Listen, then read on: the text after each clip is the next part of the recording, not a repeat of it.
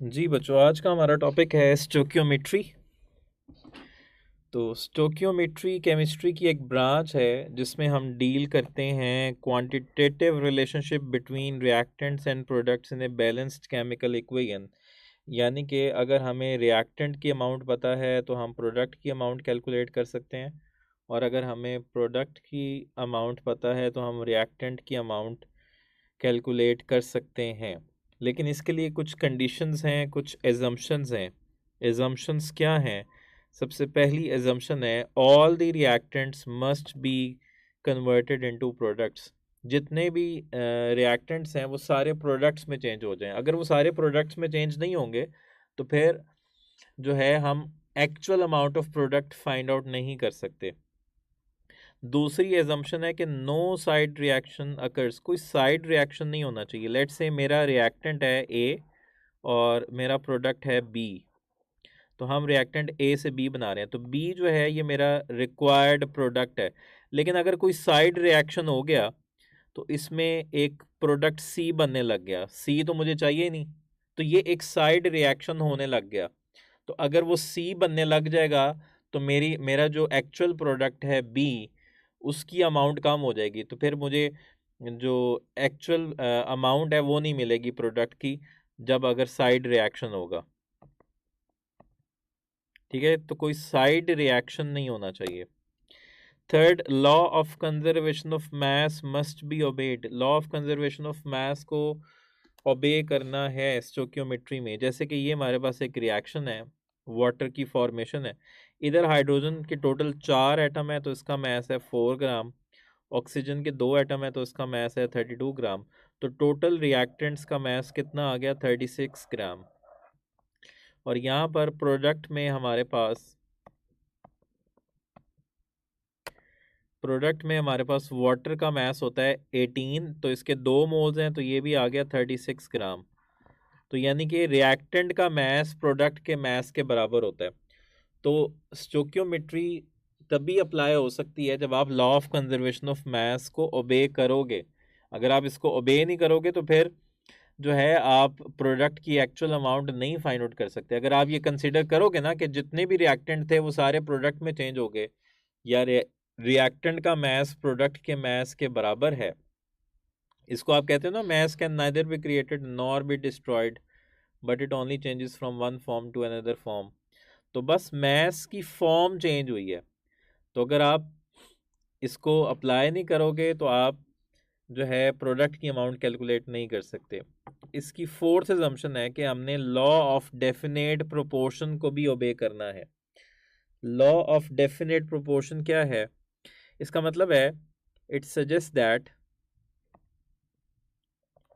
For a particular chemical reaction under study only one possible ratio of combination of atoms is permitted। यानी कि अगर आपने water बनाना है तो वाटर बनाने के लिए सिर्फ एक ही रेशो आपको परमिटेड है। मतलब जब भी आपने वाटर बनाना है तो 2 हाइड्रोजन के मॉलिक्यूल्स लेने हैं, एक ऑक्सीजन का मॉलिक्यूल लेना है, तो आपके पास 2 वाटर के मॉलिक्यूल्स बन जाएंगे। तो ये रेशो जो है ये परमिटेड है। इस रेशो से वाटर बन जाएगा। यानी कि हाइड्रोजन हमें 2 चाहिए और ऑक्सीजन हमें 1 चाहिए, तो फिर वाटर बनेगा। लेकिन अगर मैं ये कहूँ कि मैं सिर्फ एक हाइड्रोजन का मॉलिक्यूल लूँगा, अगर मैं कहूँ कि मैं सिर्फ हाइड्रोजन का एक मॉलिक्यूल ले लूँ और ऑक्सीजन का एक मॉलिक्यूल ले लूँ, तो इससे तो हाइड्रोजन पर ऑक्साइड बनेगा। तो पर मुझे तो वाटर बनाना था, तो ये परमिटेड नहीं है। This is non permitted. तो लॉ ऑफ डेफिनेट प्रोपोर्शन क्या है कि आपने for a particular chemical reaction सिर्फ एक कोई पॉसिबल रेशो होनी चाहिए प्रोडक्ट बनाने के लिए। ठीक है, ये है जी लॉ ऑफ डेफिनेट प्रोपोर्शन। तो ये 4 एजम्पशंस थी हमारे पास स्टोकियोमेट्री की। अब हम रिलेशनशिप्स पढ़ेंगे कि स्टोकियोमेट्री में कौन कौन से रिलेशनशिप्स हैं। चूँकि हमने कहा कि अगर हमें रिएक्टेंट की अमाउंट पता है तो हम प्रोडक्ट की अमाउंट कैलकुलेट कर सकते हैं। परमिट का मतलब है इजाज़त। तो इजाज़त ये है कि जब भी आपने वाटर बनाना है तो ये इजाज़त है कि आप 2 हाइड्रोजन के एटम लो और एक ऑक्सीजन का एटम लो। हाइड्रोजन और ऑक्सीजन एटम में 2:1 होनी चाहिए वाटर बनाने के लिए। तो अगर आप इस रेशो के अलावा कोई और रेशो लोगे, जैसे कि 2:2 ले लोगे, तो वो तो वाटर तो नहीं बनेगा, वो तो हाइड्रोजन पर ऑक्साइड बनेगा। ठीक है, नेक्स्ट है रिलेशनशिप।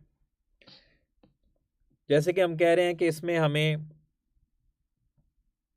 हाँ जी, 16 रिलेशनशिप हम स्टडी कर सकते हैं, लेकिन यहाँ पर जो है वो मैंने 6 टोटल जो है वो 5 रिलेशंस लिखे हैं। सबसे पहला रिलेशनशिप है जी मैस मैस रिलेशनशिप, यानी कि आपको अगर किसी एक का मैस पता है तो आप दूसरे का मैस फाइंड आउट कर सकते हो। दूसरा रिलेशनशिप क्या है, मैस मोल रिलेशनशिप। अगर आपको किसी एक का मैस पता है आप दूसरे का मोल निकाल सकते हो, या इसको ऐसे भी कह सकते हैं मोल मैस रिलेशनशिप। अगर आपको किसी एक के मोल्स पता है तो आप दूसरे के मैस निकाल सकते हो। वो कैसे, किसी एक के मोल पता थे तो दूसरे के भी मोल निकाल लिए, उसके मोल से फिर आपने उसका मैस फाइंड आउट कर लिया। थर्ड रिलेशनशिप है मैस वॉल्यूम रिलेशनशिप। अगर आपको किसी एक का मैस पता है तो आप उससे दूसरे का वॉल्यूम फाइंड आउट कर सकते हो, या किसी एक का वॉल्यूम पता है तो दूसरे का मैस फाइंड आउट कर सकते हो। फिर नेक्स्ट है हमारे पास मोल मोल रिलेशनशिप। अगर एक के मोल पता है तो दूसरे के मोल फाइंड आउट कर लोगे। और फिर है वॉल्यूम वॉल्यूम रिलेशनशिप।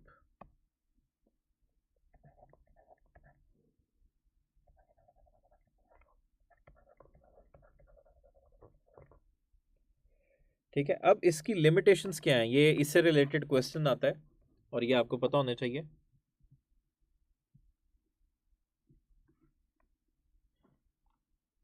बेटा अभी हम स्टोकियोमेट्री पढ़ लें, फिर आपको ये क्लियरली अंडरस्टैंड होगा कि ये कैसा क्वांटिटेटिव रिलेशनशिप है।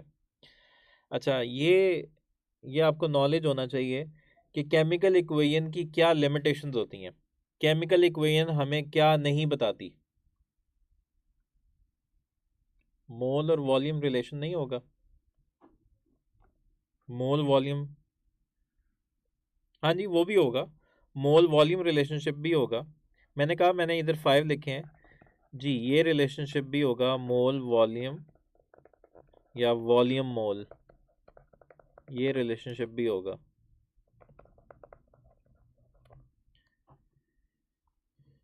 हाँ जी, केमिकल इक्वेशन हमें क्या नहीं बताती, केमिकल इक्वेशन हमें रेट ऑफ रिएक्शन के बारे में नहीं बताती। ठीक है, केमिकल इक्वेशन हमें रेट ऑफ रिएक्शन के बारे में नहीं बताती। मैं एक केमिकल रिएक्शन लिख रहा हूँ, ये मैंने केमिकल इक्वेशन लिख दी है 2H2 + O2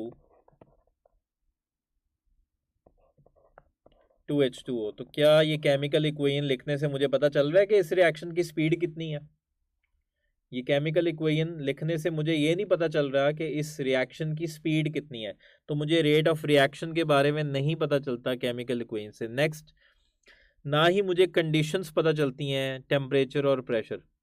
टेम्परेचर और प्रेशर तो जब हम एक्चुअली वो केमिकल रिएक्शन परफॉर्म करेंगे तो फिर हमें पता चलेगा कि इसको कितना टेम्परेचर देना है, कितना प्रेशर देना है। तो केमिकल इक्वेशन हमें टेम्परेचर और प्रेशर के बारे में भी नहीं बताती।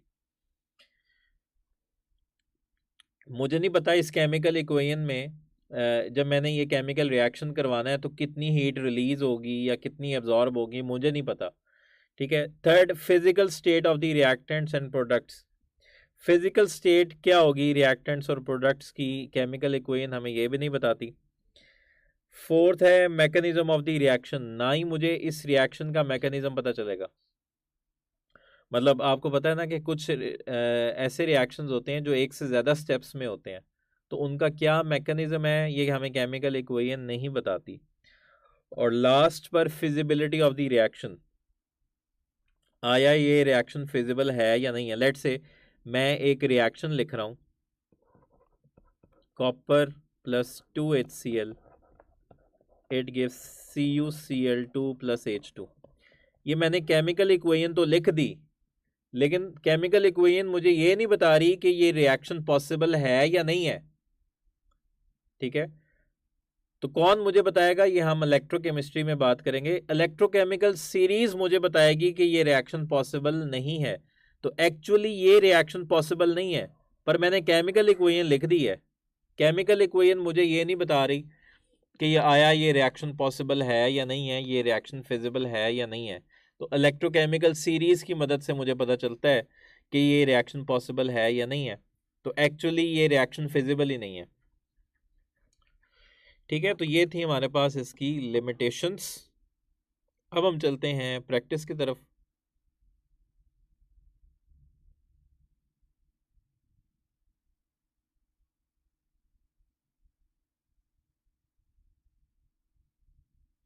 नहीं बेटा, स्टेट पता है हम कब लिखते हैं? स्टेट हम तब लिखते हैं जब हम एंथैल्पीज को डिस्कस करते हैं। जब हम एंथैल्पी को डिस्कस करते हैं तब हम स्टेट लिखते हैं रिएक्टेंट्स प्रोडक्ट्स की। नॉर्मली केमिकल इक्वेशन में हम स्टेट नहीं लिखते।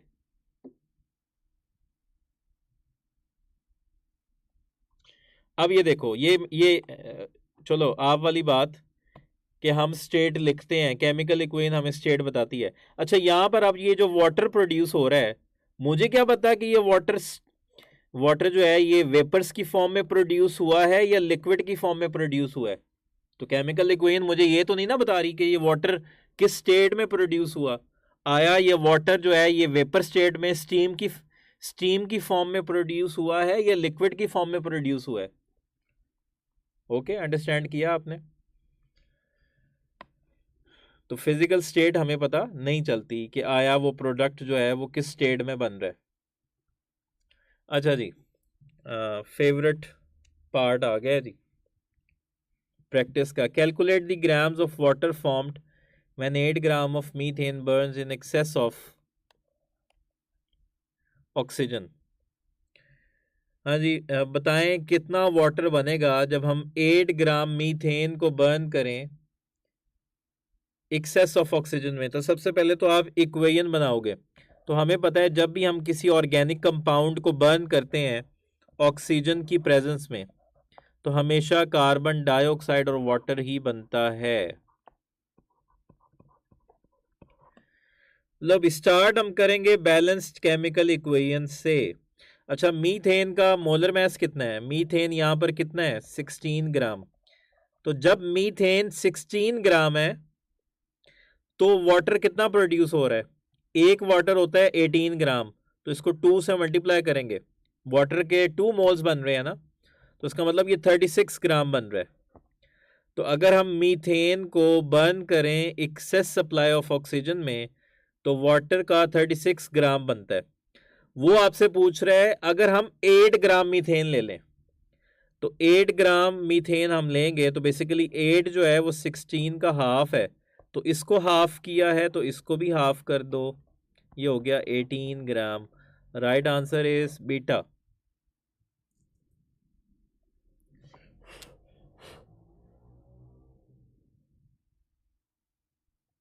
ठीक है, तो ये हमने क्या किया, हमें रिएक्टेंट की अमाउंट पता थी तो हमने प्रोडक्ट की अमाउंट कैलकुलेट कर ली। अगर एक्सेस ना लिखा होता तो फिर पहले तो हमने लिमिटिंग रिएक्टेंट फाइंड आउट करना था, उसके बाद हमने जो है ना प्रोडक्ट फाइंड आउट करना था। तो कल हम पढ़ेंगे लिमिटिंग रिएक्टेंट और यील्ड। तो अगर एक्सेस ना दिया होता तो सबसे पहले तो हम लिमिटिंग रिएक्टेंट फाइंड आउट करते, फिर हमें दोनों रिएक्टेंट की अमाउंट गिवन होनी थी। ठीक है बच्चों, नेक्स्ट है how much volume of carbon dioxide is produced. नहीं, एक्सेस को इस्तेमाल करना ही नहीं है, ये हम पढ़ेंगे लिमिटिंग रिएक्टेंट वाला टॉपिक। जो चीज एक्सेस में होती है प्रोडक्ट उस पर डिपेंड नहीं करता। जो चीज एक्सेस में होती है प्रोडक्ट उस पर डिपेंड नहीं करता। प्रोडक्ट हमेशा उस पर डिपेंड करता है जो कम क्वांटिटी में होता है, ये हम लिमिटिंग रिएक्टेंट में पढ़ेंगे। अच्छा जी, how much volume of carbon dioxide is produced when 1.2 gram of carbon is burnt in excess of oxygen, is burnt in excess of oxygen। हाँ जी, तो अगर आप कार्बन को बर्न कर रहे हो एक्सेस ऑफ ऑक्सीजन में तो क्या बन रही है? Carbon dioxide gas. तो वो आपसे पूछ रहा है कि कितनी कार्बन डाइऑक्साइड बनेगी, यानी कि कार्बन डाइऑक्साइड का कितना वॉल्यूम बनेगा अगर हम 1.2 ग्राम कार्बन को बर्न करें। तो पहले तो पहले तो आप बैलेंस केमिकल इक्वेशन को देखो। बैलेंस केमिकल इक्वेशन मुझे ये बता रही है कि बैलेंस केमिकल इक्वेशन में कार्बन का 1 मोल है, यानी कि जब मैं 12 ग्राम कार्बन को बर्न करता हूँ तो कार्बन डाइऑक्साइड का 1 मोल बनता है, और 1 मोल का कितना वॉल्यूम होता है? 22.414 लीटर्स। पर वो आपसे पूछ रहा है 1.2 ग्राम अगर हम कार्बन बर्न करें, तो अगर हम कार्बन कितना बर्न करें 1.2 ग्राम, तो 12 से 1.2 पे आप कैसे आए हो? 12 से 1.2 पे आए हो 10 से डिवाइड करके। तो इसको अगर 10 से डिवाइड किया है तो इसको भी 10 से डिवाइड कर दो, तो ये हो जाएगा 2.24 litres. Right answer is beta.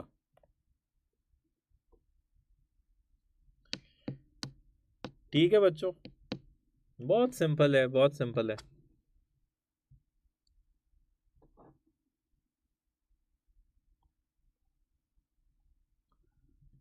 तो अब हम चल रहे हैं कुछ पास पेपर वाले क्वेश्चंस है। Which one of the following has same number of molecules as present in 11 gram of carbon dioxide? तो ये मोल से भी रिलेटेड है। इनमें किस में सेम नंबर ऑफ मॉलिक्यूल्स हैं जितने 11 ग्राम कार्बन डाइऑक्साइड में है? तो कार्बन डाइऑक्साइड का मोलर मास कितना होता है?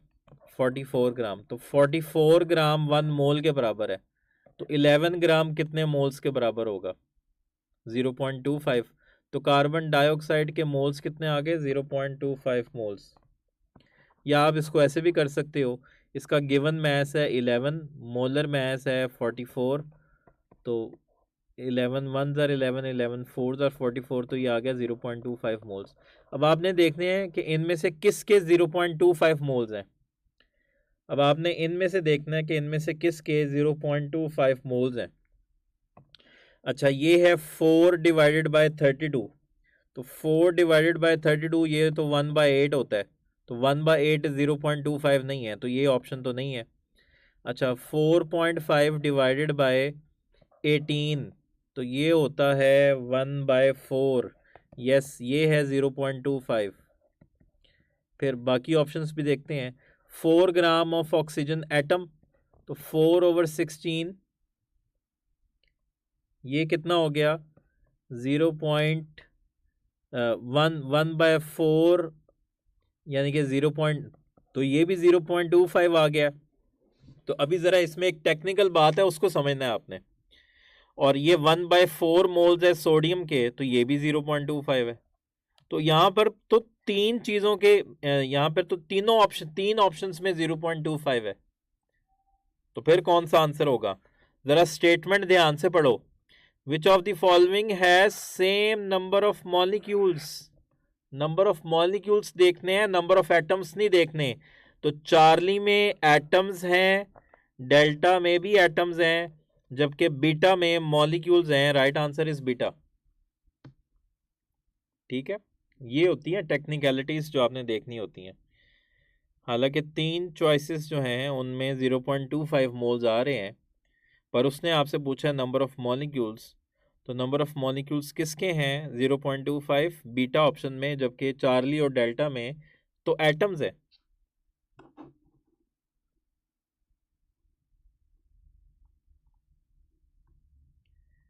नेक्स्ट है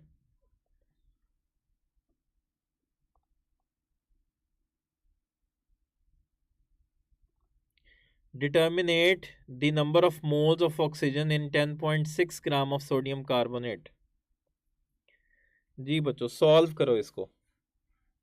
10.6 ग्राम सोडियम कार्बोनेट में आप ऑक्सीजन के मोल्स बताओ। हाँ जी, कर लोगे?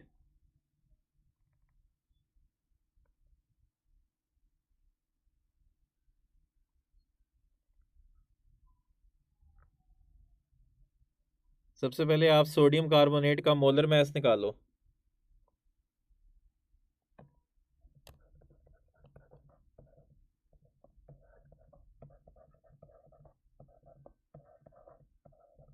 सोडियम का 23 मल्टीप्लाई बाय 2 प्लस कार्बन का 12 प्लस ऑक्सीजन का 16 multiply by 3, 23 2s are 46 plus 12 plus 48, तो ये आ गया मेरे पास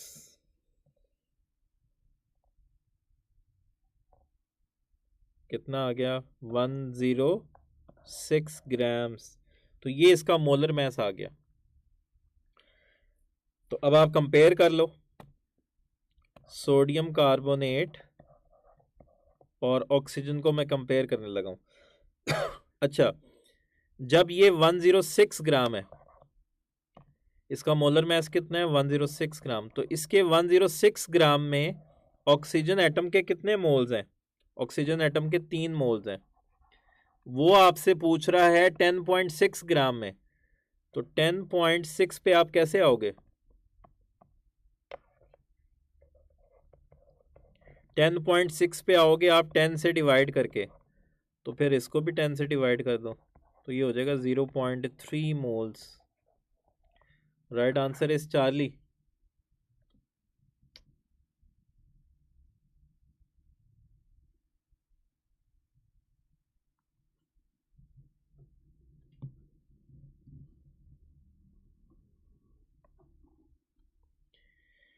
नेक्स्ट है hydrogen reacts with chlorine to produce hydrogen chloride, the ratio of masses of reactants in chemical reaction is।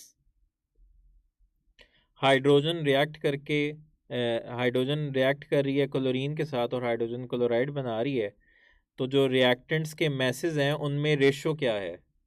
Reactants के message में क्या रेशो है? तो आप इनका मैस देख लो। हाइड्रोजन का मैस कितना है? हाइड्रोजन का मैस है 2 ग्राम। क्लोरीन का मैस कितना है 35.5 मल्टीप्लाई बाय 2 71 ग्राम। तो दोनों को हम 2 से डिवाइड कर लेते हैं सिंपलेस्ट रेशो निकालने के लिए। 2/2 रेशो 71/2, तो ये हो जाएगा 1:35.5। तो इनके मैसेस में जो हमारे पास रेशो आ रही है वो आ रही है 1:35.5।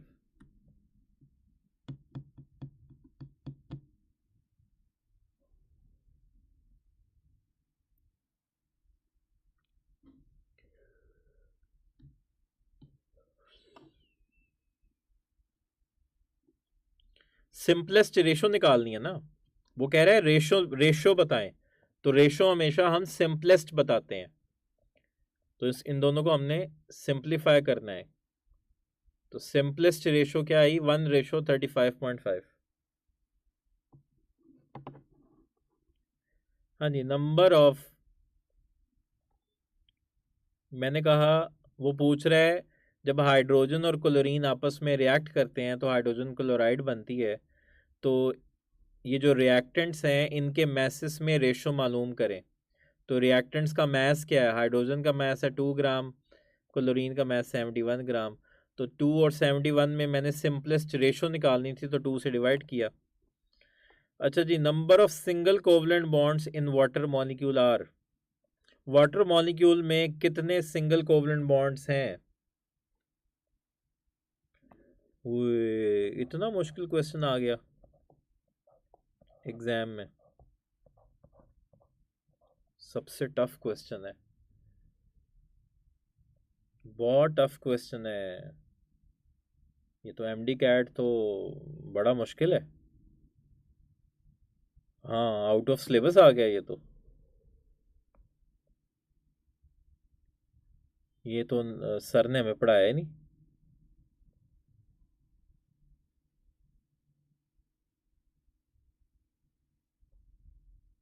अल्लाह पूछे सर को। आहो।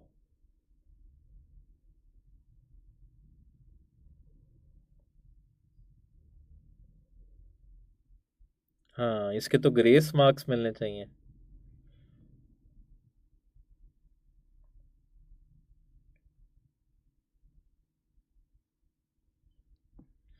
हाँ जी, तो वाटर मॉलिक्यूल में जी कितने सिंगल कोवलेंट बॉन्ड्स हैं? सिंगल कोवलेंट बॉन्ड 2 हैं। Right answer is Charlie, sorry, right answer is beta.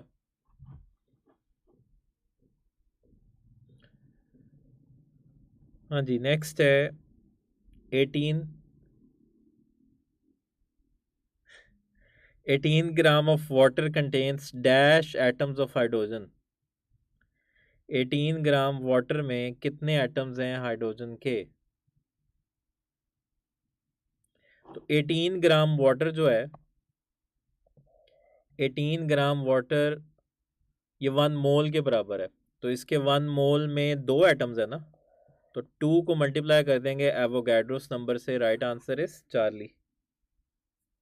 ठीक है, 18 gram of water is equals to 1 mole, और 1 मोल में 2 मोल्स हैं हाइड्रोजन एटम्स के।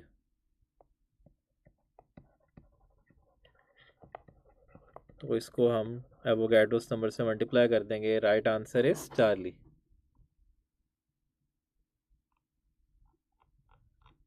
चलो भाई, अब हम फाइंड आउट करते हैं एक क्वेश्चन, अब कुछ क्वेश्चन मेरी तरफ से।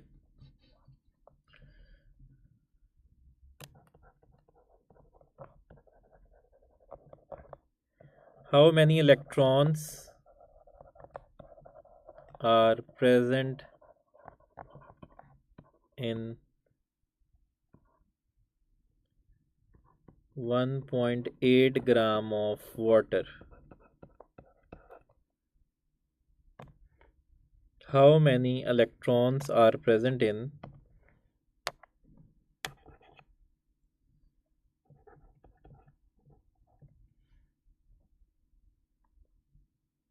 1.8 gram of water?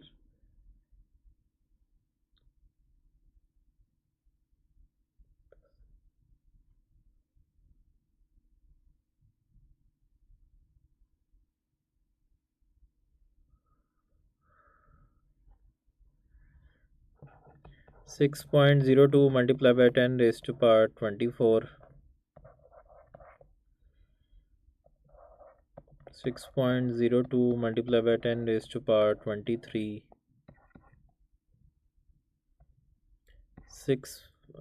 12.04 multiplied by 10 raised to power 23, और 12.04 multiplied by 10 raised to power 24। 1.8 gram water में इलेक्ट्रॉन्स कितने मौजूद हैं? कितने इलेक्ट्रॉन्स मौजूद हैं? अच्छा, स्टार्ट आप करोगे 18 ग्राम से। 18 ग्राम वाटर में कितने इलेक्ट्रॉन्स हैं? 18 ग्राम वाटर में 2 हाइड्रोजन के इलेक्ट्रॉन्स हैं और 8 ऑक्सीजन के हैं। टोटल कितने हो गए? 10, यानी कि 10 multiply by Avogadro's number electrons हैं।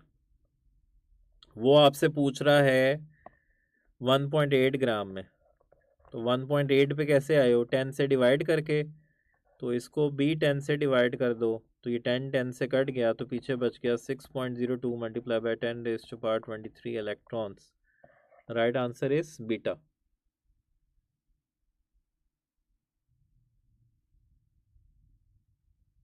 ऑक्सीजन का एटॉमिक नंबर क्या होता है? 8 होता है ना, तो 8 इलेक्ट्रॉन्स। बेटा, ऑक्सीजन का एटॉमिक नंबर क्या है? 8।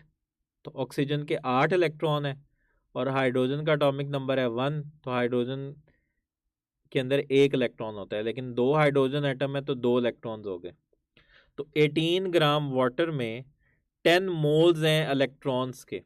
तो हमने उसका नंबर फाइंड आउट करना था, तो हमने उसको एवोगैड्रोस नंबर से मल्टीप्लाई किया। वो आपसे पूछ रहा है 1.8 ग्राम में। तो 1.8 ग्राम में कितने हो जाएंगे? तो 18 में 10 raise to power Avogadro's number थे, तो 1.8 में कितने होंगे? 10 से डिवाइड कर दो। तो इसको भी 10 से डिवाइड कर दो, तो ये हो जाएगा 6.02 multiply by 10 raise to power 23। बेटा, एटॉमिक नंबर हमें प्रोटॉन बताता है, और जितने प्रोटॉन होते हैं उतने ही इलेक्ट्रॉन होते हैं।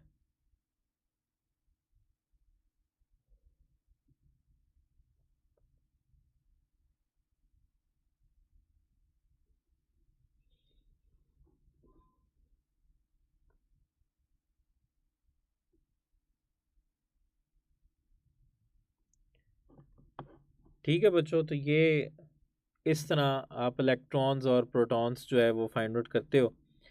5 वाला मैं रिपीट कर रहा हूँ। 18 ग्राम वाटर में डैश एटम्स हैं हाइड्रोजन के। ये देखो, 18 ग्राम ऑफ वाटर 1 मोल के बराबर है ना, वाटर का 1 मोल है, और वाटर के 1 मोल में हाइड्रोजन के कितने मोल्स हैं? हाइड्रोजन के 2 मोल्स हैं, तो 2 मोल्स हैं हाइड्रोजन एटम्स के।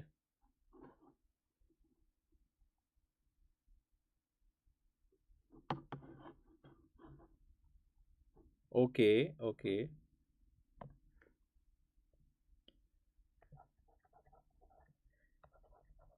the number of electrons in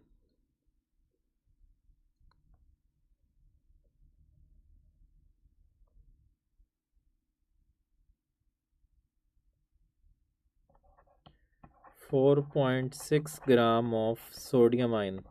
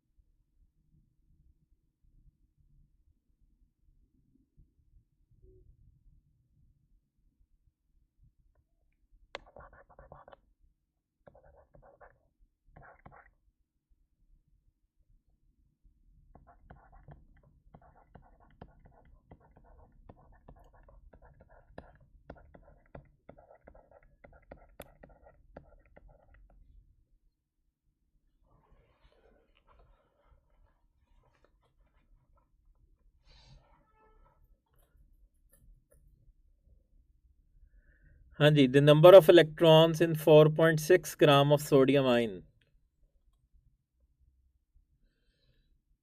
4.6 gram sodium ion में कितने इलेक्ट्रॉन्स होंगे?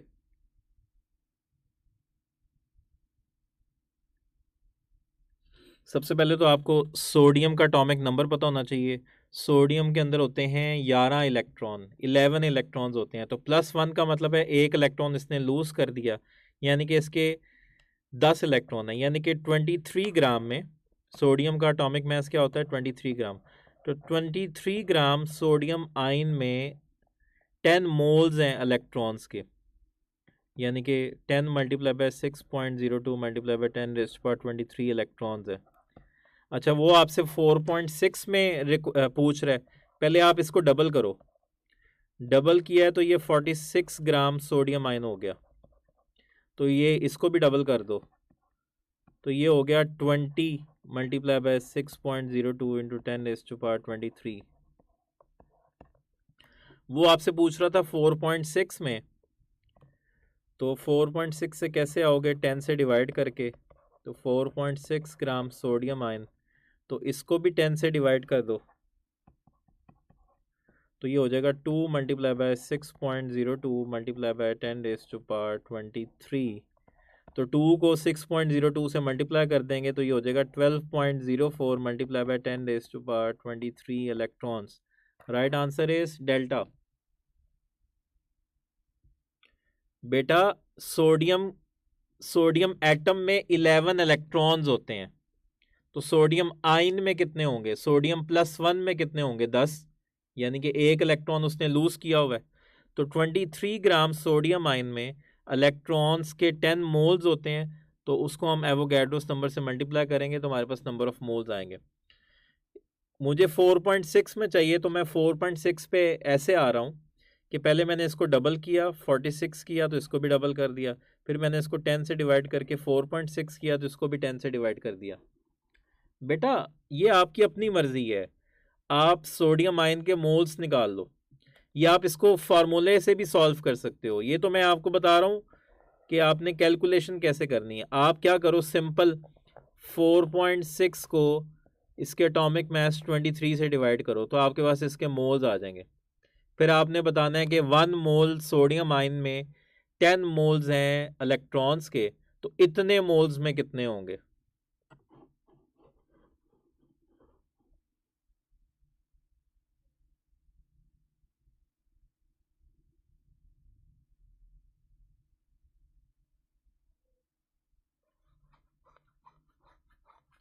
नहीं बेटा, सी में तो 10⁻²4 है।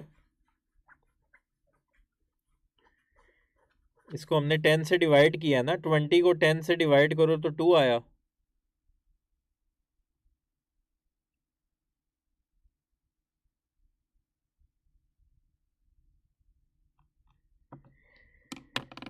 ठीक है बच्चों, this is all about stoichiometry. इंशाल्लाह कल हम लिमिटिंग रिएक्टेंट और यील्ड पढ़ेंगे, और कल ये यूनिट ख़त्म हो जाएगा। तो इसकी आपने प्रैक्टिस करनी है, भरपूर प्रैक्टिस करनी है। सोडियम एटम लिखते तो उसमें तो 11 इलेक्ट्रॉन होते हैं ना।